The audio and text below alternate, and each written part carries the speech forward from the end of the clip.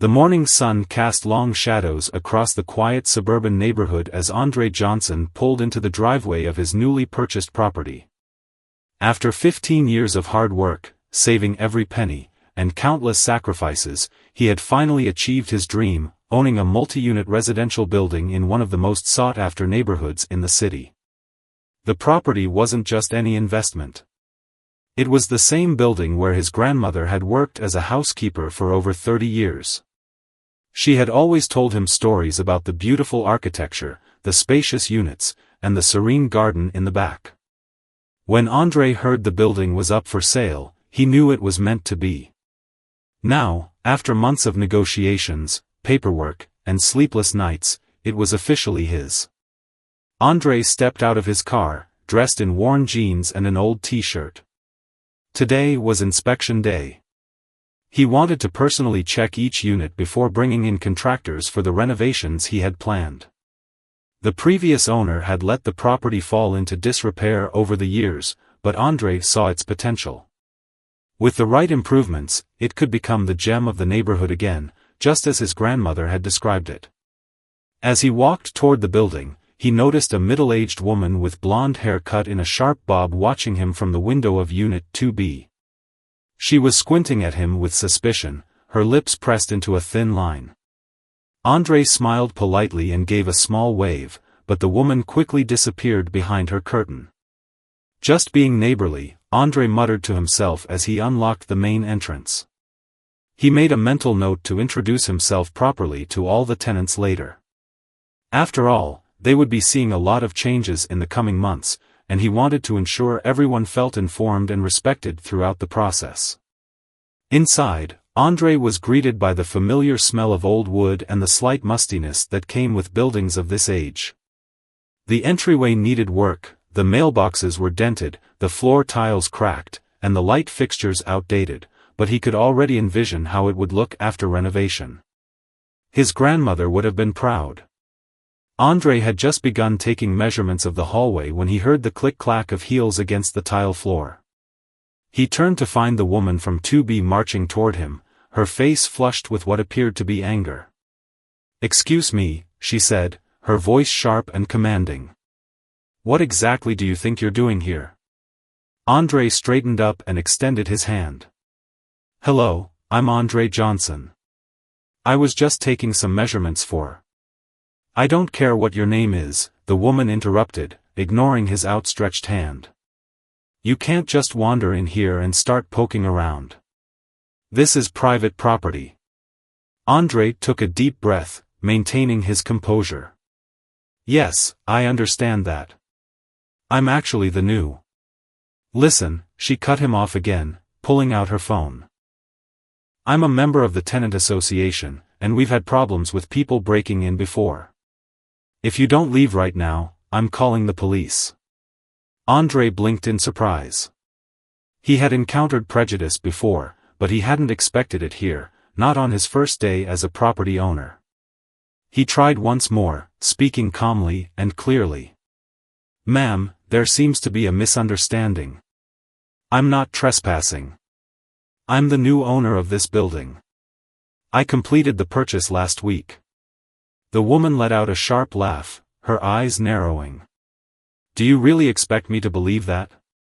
I know exactly who owns this building, and it's certainly not someone like you." The implication in her tone was unmistakable.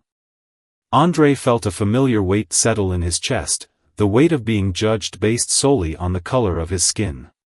He had hoped that achieving this milestone would somehow shield him from such encounters, but here it was, following him even into his own property. "Ma'am, what's your name?" Andre asked, deciding to take a different approach. "Barbara Wilson," she responded, lifting her chin. "I've lived here for 8 years, and I know everyone in this building." "Well, Ms. Wilson, I understand your concern for security, but I assure you, I am the legal owner of this property. If you'd like, I can show you the documentation." Barbara scoffed. "Documentation can be faked. I'm calling Mr. Reynolds right now." She began dialing on her phone. "He's the real owner, and he'll have you removed immediately." Mr. Reynolds sold the building to me, Andre explained patiently. You can call him if you'd like, but he'll tell you the same thing. Barbara's finger hovered over the call button as doubt flickered across her face for the first time. But just as quickly, her expression hardened once more. Fine. If you're really the owner, prove it. Show me this supposed documentation you have. Andre nodded. It's in my car. I'll get it. As he walked back to his vehicle, Andre couldn't help but feel a mixture of frustration and determination. He had worked too hard to let someone like Barbara diminish his accomplishment. Opening his glove compartment, he retrieved a folder containing the property deed, sale agreement, and his business card identifying him as the CEO of Johnson Property Investments. Walking back toward the building, Andre noticed that Barbara had been joined by an elderly man and another woman, both looking at him with curious expressions. Barbara was gesturing animatedly, clearly sharing her version of events with her neighbors. This wasn't how Andre had planned to introduce himself to the tenants, but perhaps it was better to address the situation head-on. With his documents in hand and his head held high, he approached the small group, ready to stand his ground not just as the owner of the building, but as someone who had earned his place there through years of dedication and hard work. Little did Barbara know, her attempt to intimidate and evict him was about to backfire in ways she couldn't imagine. Andre approached the small group gathered in the hallway, his documentation firmly in hand. Barbara stood with her arms crossed, whispering something to the elderly man beside her who looked increasingly uncomfortable. Here are the documents you requested, Andre said, extending the folder toward Barbara. His voice remained steady despite the frustration bubbling inside him. Barbara snatched the folder and began flipping through the papers with exaggerated scrutiny. Her eyebrows furrowed deeper with each page she examined. The property deed clearly listed Andre Johnson as the owner, complete with official stamps and signatures. The sale agreement showed the substantial amount he had paid for the building. His business card presented his credentials as CEO of Johnson Property Investments. These could be fake, she muttered, but her voice lacked its previous conviction. The elderly man peered over her shoulder. They look legitimate to me, Barbara. He extended his hand toward Andre. I'm Thomas, Unit 1A. Been living here for 20 years. Andre shook his hand, grateful for the simple gesture of respect. Nice to meet you, Thomas. The other woman stepped forward. I'm Lena from 3C. Sorry about this confusion. She glanced disapprovingly at Barbara. We didn't know Mr. Reynolds had sold the building. It was a private sale, Andre explained. I was planning to introduce myself to everyone properly next week after I'd completed my initial inspection. Barbara remained silent, still clutching the documents. Her face had turned a deep shade of red. Well, she finally said, thrusting the folder back at Andre. You should have notified the tenants before just showing up like this. It's poor management. Andre accepted the folder. You're right. I should have sent a letter in advance. That's my mistake. His willingness to acknowledge a misstep seemed to momentarily confuse Barbara, who clearly expected confrontation. She opened her mouth to respond but was interrupted by Thomas. So what are your plans for the building, Mr. Johnson? Reynolds let this place go downhill for years. Please, call me Andre. And yes, I've noticed some issues that need addressing. I'm planning a renovation, nothing that will displace anyone, but updates to improve safety and comfort. Better lighting, fixed plumbing, a new security system. Lena nodded approvingly. That sounds wonderful. The lobby has been leaking for months. As Andre began explaining his vision for the property, he noticed Barbara slowly retreating, her earlier bravado deflating in the face of reality. She backed toward her apartment door, still watching the conversation with narrow eyes. One more thing, Andre added, turning to include Barbara in his gaze. I'll be moving into Unit 1B next month. I believe in living in the properties I manage. Makes it easier to understand tenant concerns firsthand. Barbara's eyes widened. You're going to live here? In this building? Yes, Andre confirmed. Is there a problem with that? She didn't answer, instead disappearing into her apartment with a slam of her door. Thomas shook his head apologetically. Don't mind Barbara. She's set in her ways. I understand, Andre said, though the sting of her assumptions hadn't fully faded. Change can be difficult. As the impromptu gathering dispersed, Andre continued his inspection with renewed purpose. He wasn't just renovating a building, he was working to build a community where everyone, including Barbara, would have to recognize his rightful place, not just as the owner of the property, but as a neighbor deserving of respect. Little did he know that Barbara wasn't done yet. From behind her curtains, she was already making a phone call that would escalate the situation beyond anything Andre could have anticipated. The next morning, Andre arrived early at the property, clipboard in hand and ready to continue his assessment. He had spent the previous evening creating a detailed renovation plan, excited about breathing new life into the building. As he walked up the path, he noticed the curtains in Barbara's apartment twitch slightly. He sighed, hoping today would bring fewer confrontations. Just as Andre unlocked the main entrance, a police cruiser pulled up to the curb. Two officers stepped out, one older with graying hair and the other younger with a serious expression. They approached Andre with measured steps. Good morning, the older officer said. Are you the individual who's been inspecting this building? Andre nodded, immediately understanding what was happening. Yes, officer. I'm Andre Johnson, the new owner of this property. I have identification and all the legal documentation right here. He reached for the folder in his bag. The younger officer glanced at the paperwork before looking back at Andre. We received a call about a suspicious person claiming to own this building. The caller was quite insistent that you were trespassing. Andre felt a mixture of anger and resignation wash over him. Let me guess, Barbara Wilson from Unit 2B made that call. The officers exchanged looks but didn't confirm. The gray-haired officer reviewed the documents more carefully. These appear to be in order, Mr. Johnson. I apologize for the inconvenience. Just then, the front door opened, and Barbara emerged, dressed immaculately as if she had been waiting for this moment. Her triumphant expression quickly faded when she saw the officers chatting amicably with Andre. Officers. That's him, she called, hurrying down the steps. He's the one I called about. The older officer turned to her. Ma'am, we've verified Mr. Johnson's identity. He is indeed the legal owner of this property. Barbara's mouth opened and closed several times. But that's impossible. There must be some mistake. No mistake, Ms. Wilson, Andre said calmly. As I told you yesterday, I purchased this building legally. The officers have confirmed it. Barbara's face contorted with frustration. Well, how was I supposed to know? You don't look like.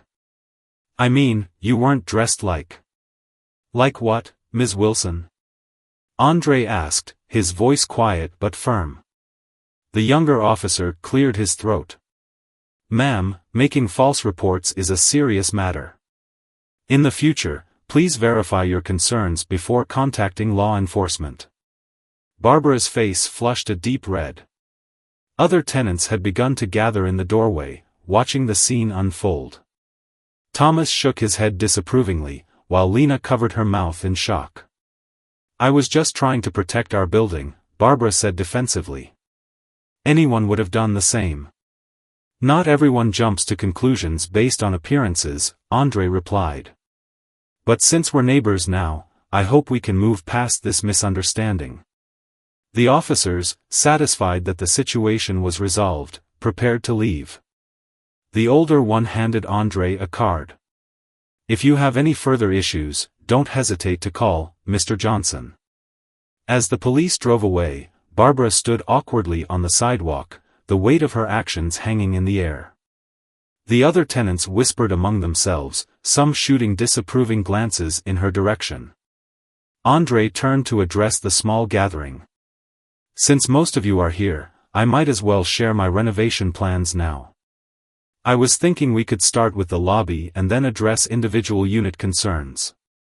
As André began describing his vision for improvements, Barbara slowly retreated up the steps, her earlier confidence replaced by visible embarrassment. But the glint in her eyes suggested this humiliation had only fueled her determination. Back in her apartment, Barbara picked up her phone again. "Hello, Homeowners Association? I'd like to report a potential code violation at our building." 3 days later, André was supervising a contractor measuring the lobby ceiling when a sleek black sedan pulled up outside. A man in an expensive suit stepped out, briefcase in hand, his polished shoes clicking against the pavement as he approached the building. André greeted him at the door. "Can I help you?" "I'm looking for the property manager," the man said, his tone businesslike. "You're speaking to the owner. André Johnson." André extended his hand. The man hesitated before shaking it. "Richard Peterson, Oakwood Heights Homeowners Association. We've received a complaint about unauthorized renovations on this property." André raised an eyebrow. "Unauthorized? I'm the owner. I don't need authorization to improve my own building." Richard pulled out a folder. "According to neighborhood bylaws, all external changes must be approved by the HOA board.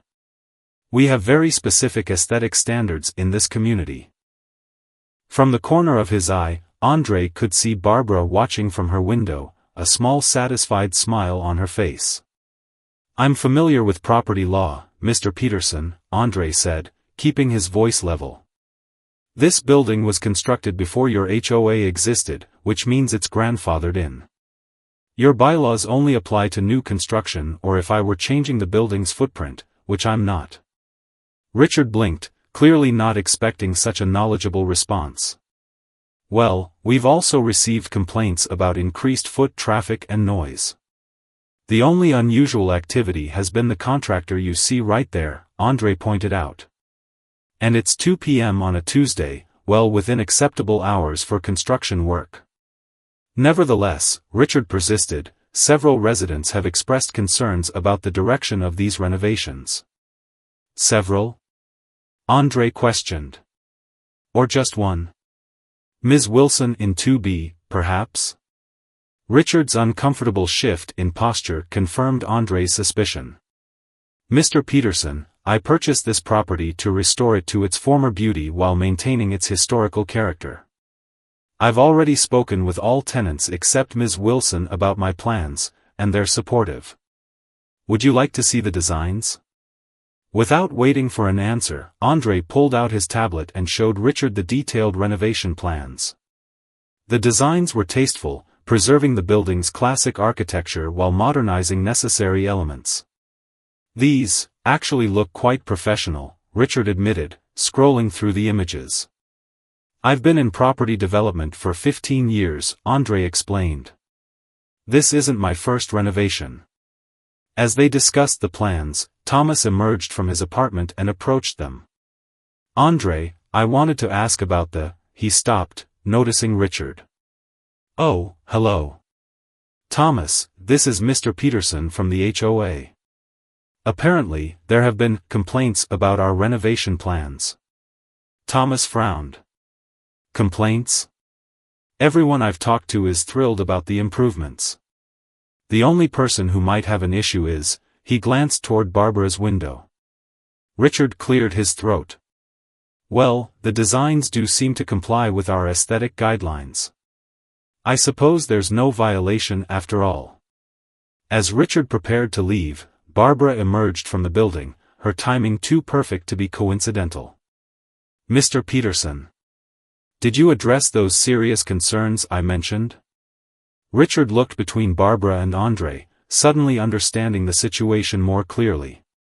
"Ms. Wilson, I've reviewed Mr. Johnson's plans. They're fully compliant with HOA regulations. Barbara's face fell. But what about the noise? The disruption? The property values? Richard adjusted his tie uncomfortably. Ms. Wilson, property values in this neighborhood have actually been declining due to the building's deteriorating condition. Mr. Johnson's renovations will likely increase everyone's property values. Barbara's mouth formed a tight line. You don't understand. This isn't what we agreed to when I called you. Andre and Thomas exchanged glances at her revealing slip. I don't recall making any agreements, Ms. Wilson, Richard replied carefully. The HOA evaluates situations objectively based on our guidelines. Barbara huffed and turned to Andre. This building has always had a certain character.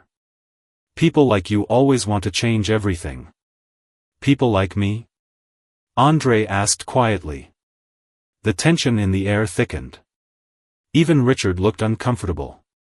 Property investors, Barbara said after a pause, though everyone understood what she'd really meant. Always coming in and disrupting established communities. Andre took a deep breath. Ms. Wilson, this building has been in need of repairs for years. I'm not changing its character, I'm restoring it. My grandmother worked here for 3 decades. I have more connection to this property than you might think. Barbara's eyes widened slightly. Your grandmother? Yes. She was the housekeeper here from the 60s through the 90s. She loved this place, told me stories about it my whole life. When I heard it was for sale, I knew I had to preserve her legacy. Thomas nodded. I remember her. Ms. Josephine, right? Kindest woman you'd ever meet. Andre smiled. That's right.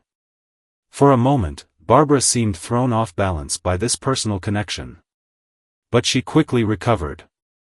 Well, that's a nice story, but it doesn't change the fact that these renovations will disrupt everyone's lives. What about rent increases? That's what this is really about, isn't it? I have no plans to raise rents beyond the standard cost of living adjustments that were already in your leases, Andre assured her.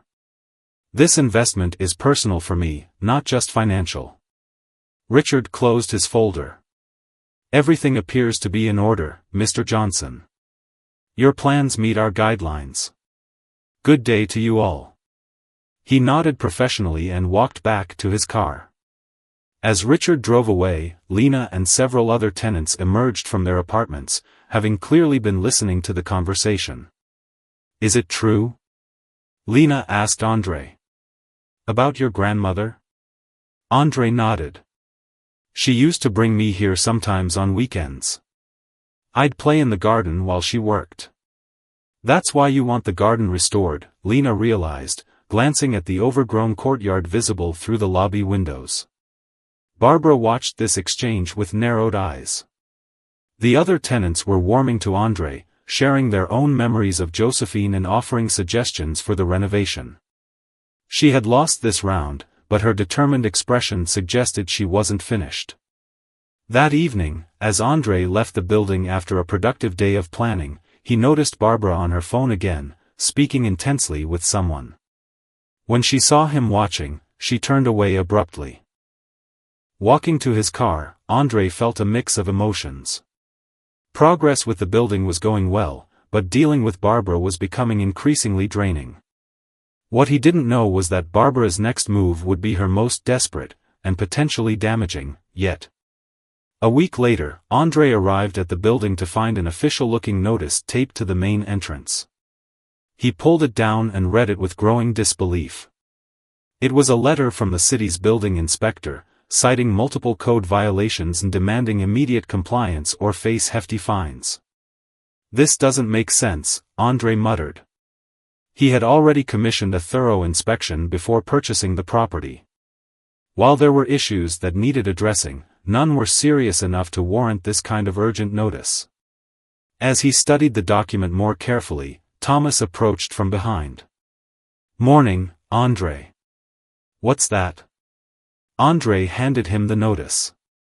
Apparently, we're in violation of about a dozen building codes. Did you notice any inspectors coming by recently? Thomas adjusted his glasses as he read. No, and I'm home most days. He looked up, his expression grim. But I did see Barbara talking to someone in a city jacket 2 days ago. They were walking around the perimeter, and she seemed to be pointing things out. Andre sighed. Of course she was. Inside the building, Andre found Lena and several other tenants gathered in the lobby, all holding identical notices that had been slipped under their doors. What does this mean? Lena asked worriedly. Are we going to be evicted? Absolutely not, Andre assured everyone. This is just another roadblock, but I'll handle it. Please don't worry. After calming the tenants, Andre went to his car to make some calls. First to his lawyer, then to a contact at the city planning office. By lunchtime, he had some answers. The inspector who issued the notice was new and had been responding to an anonymous tip about unsafe living conditions. The violations cited were either minor, already scheduled for repair in Andre's renovation plan, or completely fabricated. Andre was deep in conversation when Barbara emerged from the building, dressed as if heading to an important meeting. Seeing Andre, she paused, an unconvincing look of surprise on her face. Oh. Did you get a notice too? Terrible, isn't it? To think we've been living in such an unsafe building all this time. Andre ended his call and turned to her. It's interesting that these violations were only discovered after I became the owner, especially since a certified inspector cleared the building just 2 months ago. Barbara's smile stiffened. Well, perhaps that inspector wasn't very thorough. Safety should be everyone's priority. I couldn't agree more, Andre replied. That's why I've already scheduled the city's chief building inspector to come tomorrow morning. Apparently, he's very interested in how a junior inspector issued such an extensive violation notice without proper documentation or photographs. The color drained slightly from Barbara's face. I'm sure he was just doing his job. We'll find out, won't we? Andre said. By the way, the chief inspector mentioned they take false reports very seriously. Wasting city resources can result in significant penalties. Barbara clutched her purse tighter. Well, I have an appointment. Excuse me. As she hurried away, Andre noticed her urgently dialing her phone. He shook his head and returned to his renovation plans. The battle with Barbara was becoming exhausting, but he refused to let her derail his vision for the building, a vision that honored his grandmother's memory and promised a better home for all the tenants. What Andre didn't realize was that Barbara's desperate actions were about to inadvertently reveal something about the building's history that would change everything. The next morning, the chief building inspector arrived as scheduled. He was a tall man with salt and pepper hair and decades of experience etched into his face. Andre walked him through the building, discussing each alleged violation in detail. Most of these are minor maintenance issues at best, the inspector concluded, shaking his head. Nothing that warrants this kind of emergency notice. He made some notes on his clipboard. I'll have a word with Jenkins about proper procedures. He's new, but this is unacceptable. As they continued the inspection, Barbara appeared in the hallway, hovering nervously. The inspector recognized her immediately. Ms. Wilson, isn't it? Jenkins mentioned you were quite insistent about these violations. Barbara straightened her posture. I was simply concerned for everyone's safety. Funny how your concerns only surfaced after Mr. Johnson purchased the building, the inspector remarked dryly. Barbara's cheeks flushed. Actually, I've been concerned for years. I have documentation to prove it. She retreated to her apartment, returning moments later with a folder. Here are letters I wrote to the previous owner about various issues. The inspector flipped through the papers, his eyebrows rising. These date back quite a while. Why didn't you submit these during official inspections? The previous owner asked us not to, Barbara admitted. He said it would lower property values. Andre took the folder, examining the letters. Among Barbara's complaints were several references to old building plans and permits. One caught his eye, a mention of the original building layout from the 1920s. "May I keep these temporarily?" Andre asked. "Some of these historical references might be helpful for my renovation plans." Barbara hesitated but nodded stiffly, clearly hoping the complaints would strengthen her case against him. After the inspector left, having cleared the building of any serious violations, Andre spent the evening reviewing Barbara's documentation. Among her meticulous complaints was a reference to the building's original deed and historical designation papers stored in the basement. Curious, Andre headed to the rarely used basement storage room. Behind years of accumulated dust and forgotten furniture, he found an old filing cabinet. Inside were yellowed documents, including the original building plans and a surprising discovery, a historical covenant. As Andre read through it, his hands began to tremble. The covenant, dating from 1925, included a provision that the garden courtyard must be maintained in memory of the original architect's daughter, who had loved the space. The document included a photograph, a young black woman standing proudly in the garden. Further reading revealed that while the architect was white, his daughter had been adopted. The building itself had been one of the first in the neighborhood to house both black and white families, a progressive stance that had caused controversy at the time. "This changes everything," Andre whispered. The next morning, he invited all tenants, including a reluctant Barbara, to a meeting in the lobby. He displayed the historical documents he'd found and explained their significance. "This building has always been about inclusion," Andre concluded. "It's part of its fundamental design and purpose. My renovation plans will honor that legacy." The tenants reacted with interest and approval, all except Barbara, who sat rigidly in her chair, her expression unreadable. As the meeting dispersed, Barbara approached Andre. For once, her combative demeanor was gone, replaced by something more complex. "There's something you should know," she said quietly. "About the previous owner, and why I've been so concerned about changes to this building." Andre led Barbara to a quiet corner of the lobby, away from the dispersing tenants. Her usual confidence had vanished, replaced by an unexpected vulnerability. "The previous owner, Mr. Reynolds," Barbara began, her voice low. "He wasn't just my landlord. He was my uncle." Andre's eyebrows rose in surprise. "Your uncle?" Barbara nodded. "He inherited this building from my grandfather.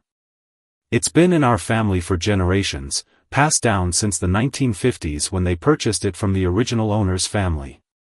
She glanced around the lobby, her eyes lingering on the architectural details. "I grew up visiting this building. I played in that garden as a child.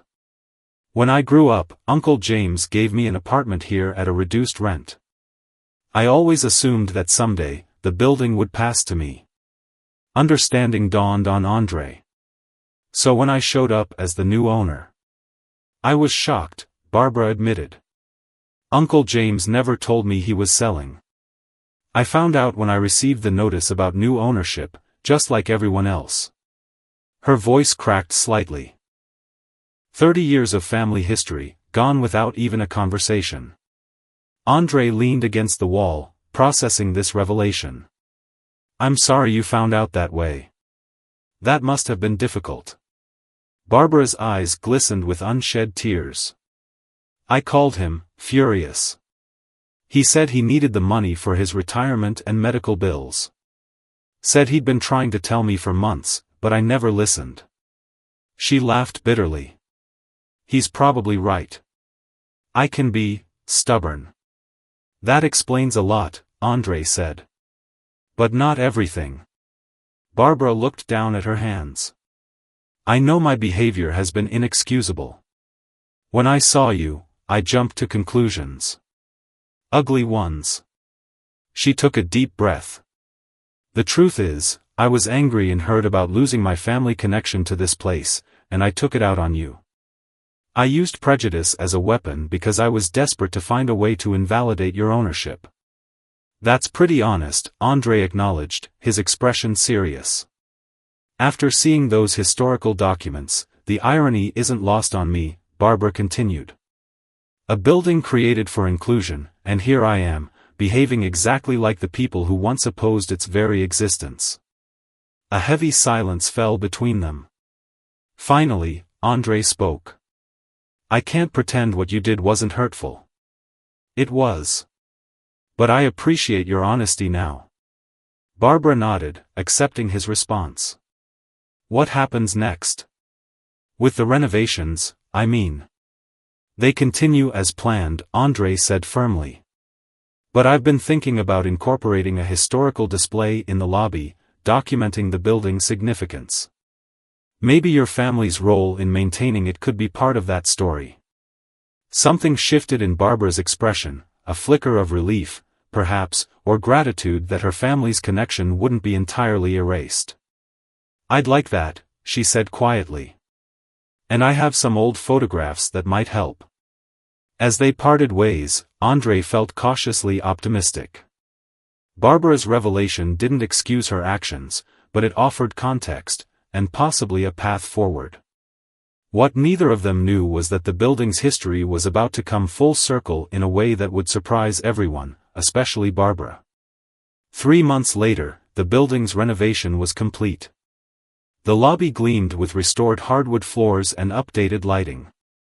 The garden courtyard had been transformed into a peaceful haven of flowers and benches, just as Andre's grandmother had described it. On the day of the grand reopening, tenants and neighborhood residents gathered in the lobby for the unveiling of the historical display Andre had promised. Glass cases contained photographs, documents, and stories chronicling the building's remarkable journey. Barbara arrived carrying a small box of family photographs. Over the previous weeks, she had gradually become more cooperative, even offering insights about the building's quirks that helped with the renovation. The transformation in her attitude was slow but noticeable.